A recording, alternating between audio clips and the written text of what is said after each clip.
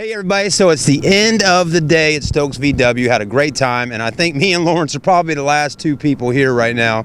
Lawrence, you got a really cool special car. We did a promo video for the car show, and I really put some nice shots of your vehicle in there. Tell everybody about your car a little bit. Well, it's a 2002 Volkswagen Cabrio. We did a VR6 swap when I got it. It had a bad automatic transmission when we first bought it, so we decided to go in with the VR6. Wow.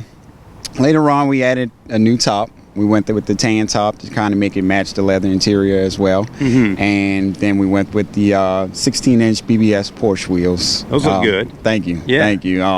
So what we did with that is we actually had to do adapters for it. Okay. We kept the 4x100 lug pattern, and then we did the 5x130 lug pattern. So you got to put an adapter on for some of these wheels. Yes. Now, right now, the car is extremely low to the ground. For some people that are watching that don't maybe know you from out of state, what do you have done to the suspension? Okay, it's a airlift suspension kit. It's all air ride completely.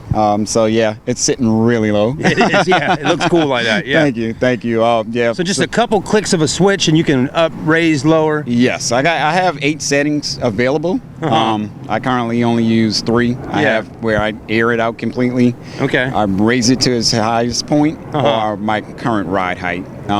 But depending on if I have more passengers, I can play with the numbers and change it now, if I need would to. would an airbag suspension and mechanic ride on 3 wheels like hydraulics in a sense, or you got to have a fastback setup? Well, the closest I've ever had to making it ride on 3 wheels is parked. We've done it where we've actually let air out of one side, and it kind of teeters over. Because I've seen at car shows where it looks like a wheel's kind of sucked up into the fender well. Is that what that's doing in a sense? Well, what it does more with the air ride suspension, when it releases the air, more of the weight of the car itself drops on that side, so it wants to lift up the other side is what it does. So that's what you're probably seeing with that.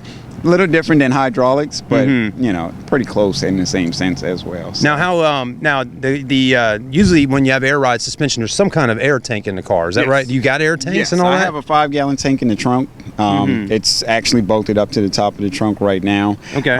That's where mine is kept. A lot of people do different things with theirs. I haven't gotten to the point where I'm going to do the fancy things in the trunk just yet. Right now I have wood flooring in the trunk, but I'm not done with it completely. So this is still work in progress. Yes, definitely still a work in progress.